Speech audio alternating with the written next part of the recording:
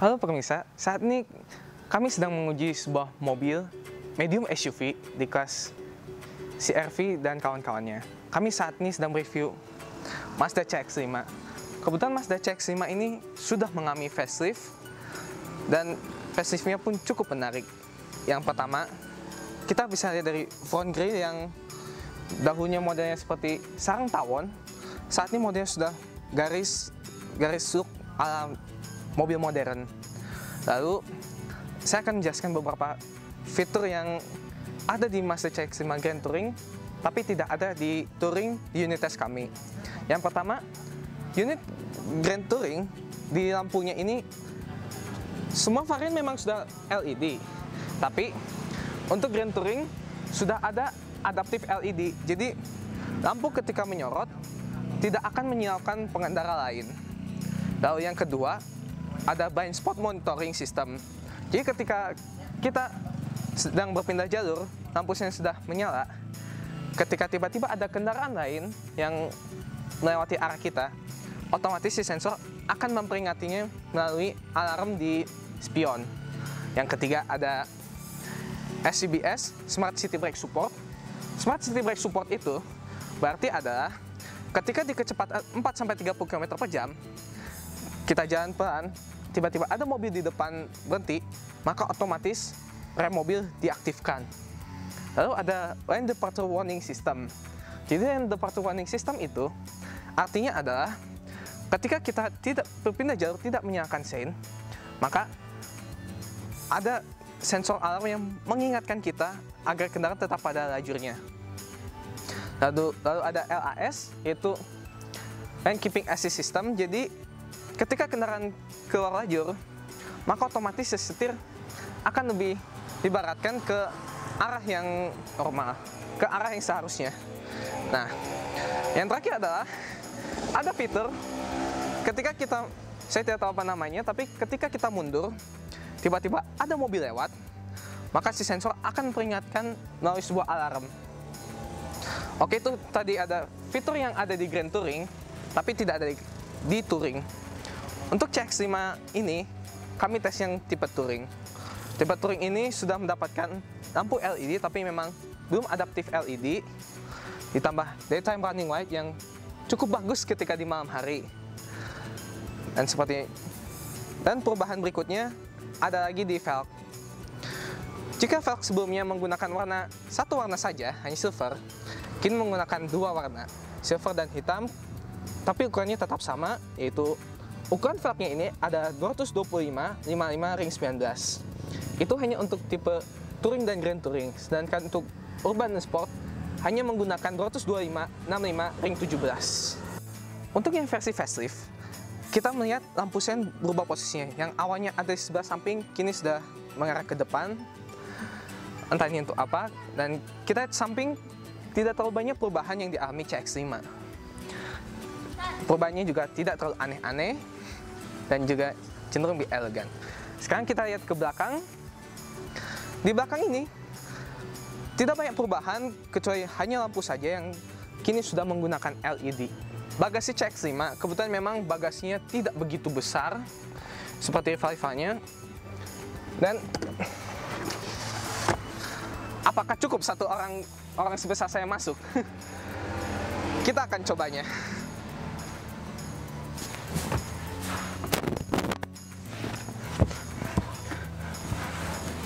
Memang masih muat, walaupun memang agak kurang nyaman. Kita lihat di belakangnya sini, kita menemukan ada power outlet untuk charger HP. Pelipatan bangkunya sangat mudah, cukup menarik tuas, otomatis bangku terlipat. Dan yang kiri, tara. Untuk kapasitas lebih, kita bisa melepas separator ini. Ya, otomatis kita akan dapatkan bagasi yang lebih lega. Kita lihat ban serepnya ini kebetulan nih ban serepnya tipenya bukan full size tapi hanya temporary, jadi memang penggunaannya hanya sementara dengan ring yang memang lebih kecil. Oke, ini posisi mengemudi Mazda CX-5 sangat enak. Kayak emang electric seat-nya lumayan membantu untuk berapapun postur tubuh Anda, pasti Anda mendapatkan posisi duduk yang cukup nyaman. Ini ada posisi mengemudi saya.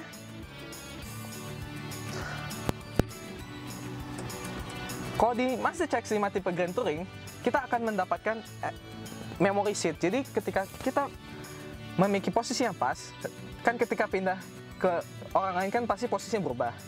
Kita bisa saja menekan tombol settingan bangku yang sudah sesuai dengan kita inginkan. Lalu di interiornya ada aksen chrome. Chrome ini bukan chrome seperti pada mobil umumnya. Chrome ini lebih ke arah doff, lebih keren. Lalu dashboardnya penuh bahan empuk, soft touch, yang memang sudah menjadi standar di mobil sekelas ini. Lalu bangkunya sudah kulit, khusus untuk tipe touring dan grand touring. Sekarang kita coba nyalakan mesinnya.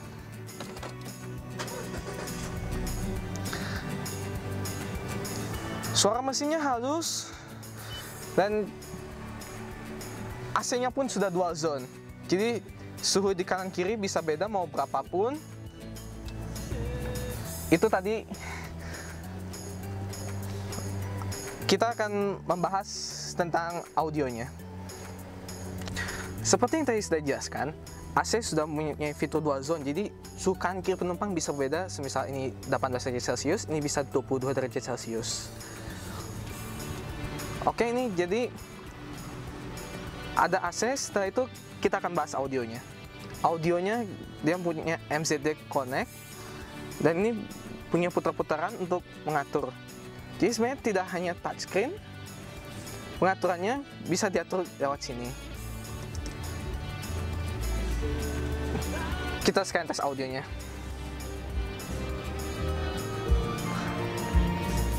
Audionya keluaran speaker Bose, dan speaker ini cukup mantap untuk sebuah musik. Apalagi musiknya juga menyenangkan, dan speakernya kualitasnya cukup baik. Selain di Bluetooth, kita ada USB sebanyak 2 biji. Lalu kita sebenarnya banyak pengaturan di sini. Radio, bagian favorit, FM berapa, bagian musik. Kita bisa mengetahui musik bisa dipindahkan lewat sini. Nah, kebetulan home, navigasi kebetulan yang standar tuh cuma di Grand Touring, sedangkan navigasi untuk tipe lain hanya opsional, jadi harus nambah sendiri. Kebetulan application, kita lihat fuel economy monitor, kita lihat berapa konsumsi bahan bakar kita. Oke. Lalu maintenance, berapa kilometer lagi untuk spuring ban, mengganti oli, dan perawatan. Warning ingredients itu berarti ada peringatan entah apa itu. Untuk communication, kita bisa terhubung dengan beberapa smartphone, iPhone, iPod, BlackBerry Z10 pun bisa. Ini kita lihat kontaknya. Kebetulan memang ini bukan kata. Kalau history kita bisa tahu. Ini nggak tahu ini nomor siapa. Di iPhone ini tekan nomor untuk kita mau tekan nomor secara langsung untuk menelpon. Text message, bisa baca SMS. Kebetulan yang bisa itu ada HP BlackBerry Z10 dan iPhone Android. Saya tidak tahu untuk yang lainnya. Aplikasi yang tadi udah. Entertainment, communication. Oke, ini ada ruang baris kedua dan ini ada posisi mengemudi saya. Ruang kaki saya cukup lapang. Memang headroom masih lapang walaupun memang tidak terlalu lapang. Tapi saya agak kurang suka karena posisi duduknya ini sangat tegak. Jadi ketika mobil ini dibawa perjalanan jauh, ini pasti akan cukup pegal karena memang mobil ini sandarnya tegak, tidak terlalu rileks. Dan untuk orang setinggi saya, pahanya memang menempel pas dengan sempurna. Tapi mungkin untuk beberapa orang yang tinggal di atas saya mungkin agak kurang pas posisinya. Kita di belakang, sayang banget nih kita tidak mendapatkan kisi AC belakang. Kadang-kadang penumpang juga membutuhkan dinginnya AC. Dan di belakang ini lumayan nih, kita punya 1-2 laci buku.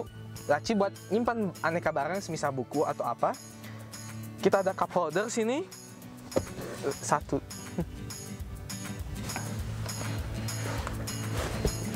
Dan kita mendapatkan armrest dengan cup holder juga. Jadi memang menurut saya penumpang belakang ini tidak ada masalah kecuali ya sandaran bangku yang terlalu tegak dan kisi AC aja. Sisanya tidak ada masalah. Sudah cukup nyaman karena memang ini kulit sebagai standar. Sekarang kita lihat apa di balik kap mesin. Oke, sekarang kita lihat di balik kap mesinnya.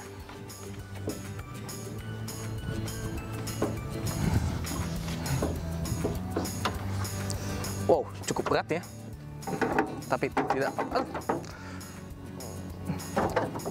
Oke, di balik kap mesin ini khusus untuk tipe urban touring dan grand touring disematkan dapur pacu Skyactiv Technology.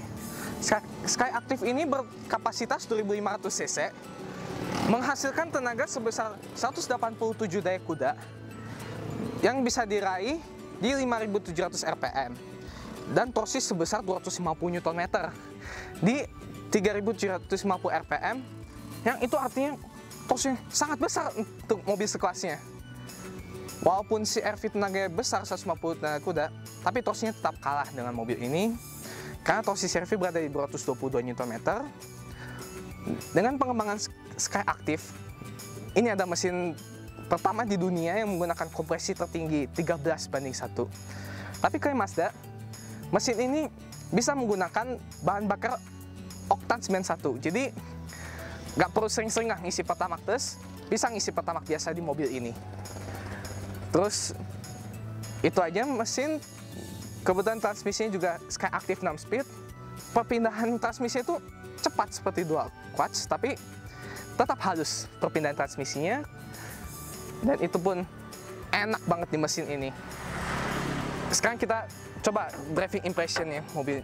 Sekarang kita coba jalanin mobil ini.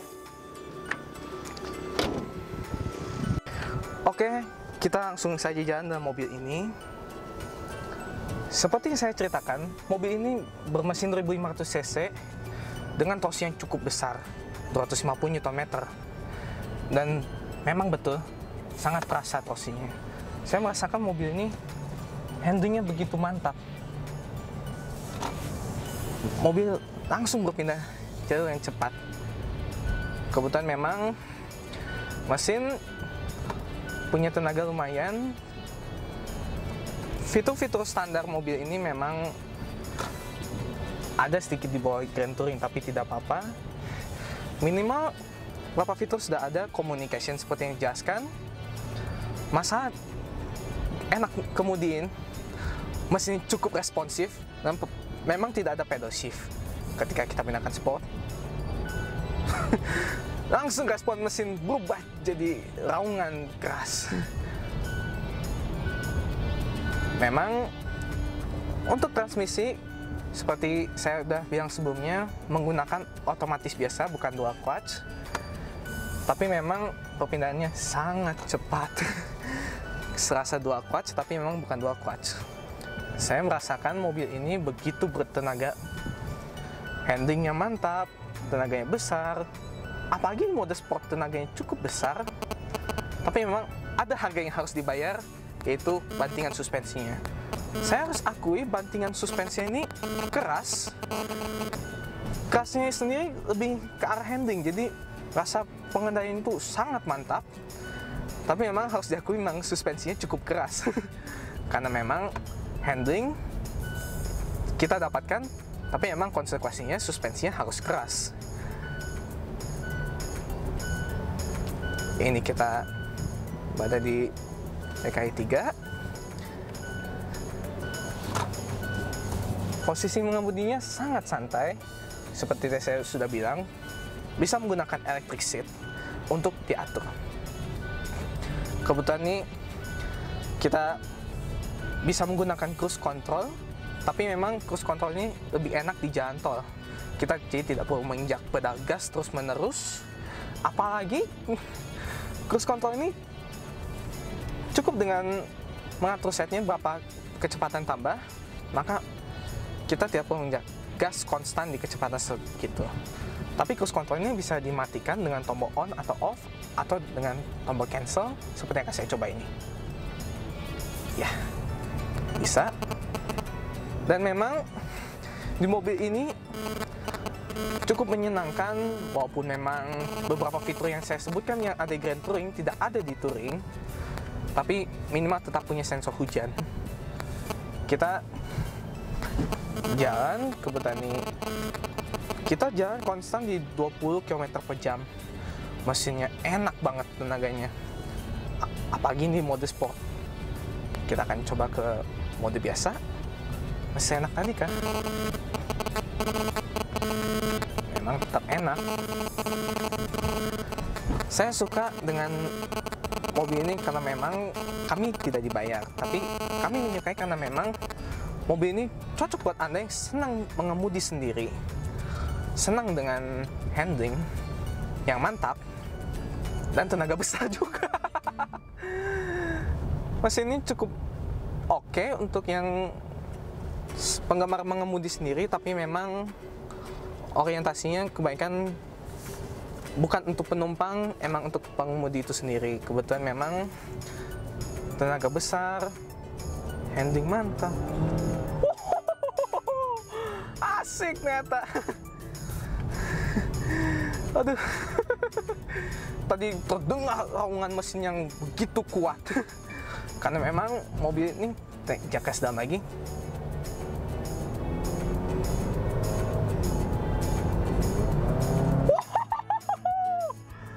Begitu menyenangkan SUV ini. Saya merasa mengemudikan Mazda ini tidak seperti mengemudikan SUV.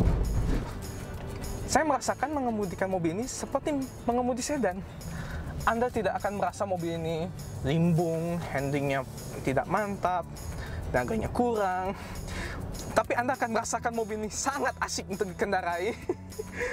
Karena memang tenaga besar. Cukup mantap juga ini. Transmisinya bisa dipindahkan mode manual.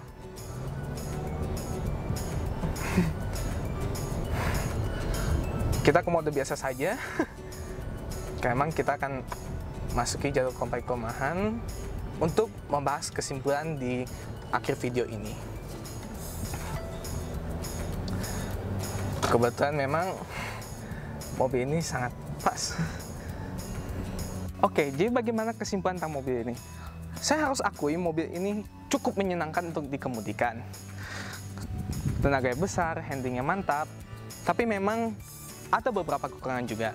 Yang pertama, suspensinya yang tergolong kaku sehingga kenyamanannya agak berkurang, tapi itu dibayar dengan kasihkan berkendara cukup mumpuni.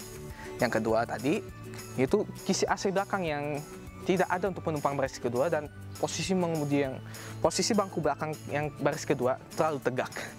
Jadi bagasinya juga memang tergolong kecil, tapi minimal bisa masuk tadi satu orang. Walaupun memang agak lebih sempit dibanding rivalnya, tapi hal itu bisa termaafkan dengan apa yang kita dapat, yaitu kasihkan berkendara. Dan fitur-fitur yang berlimpah, walaupun memang ada beberapa fitur yang di varian Grand Touring yang tidak ada di tipe ini. Tapi itu tidak masalah. Yang penting kita sudah mendapatkan banyak sensor untuk mundur, jadi ada kemudahannya. Kebetulan tadi saya lupa menjelaskan bahwa mobil ini dilengkapi dengan kamera parkir, sehingga Anda mundur tidak akan menabrak apapun karena memang sudah terlihat jelas parkir, ditambah dengan aneka sensor di grill dan di bumper. Jadi cukup baik fitur-fiturnya, ditambah beberapa fitur yang sudah standar di mobil-mobil kelas ini. Oke, itu saja kesimpulan dari kami. Terima kasih sudah menonton. Kalau Anda belum subscribe, mohon subscribe ke channel kami, beri like, lalu berikan komentar kritik kami supaya kami lebih baik untuk video berikutnya. Dan jangan lupa subscribe juga ya ke Rigel Entertainment. Terima kasih sudah menonton, sampai jumpa di video berikutnya.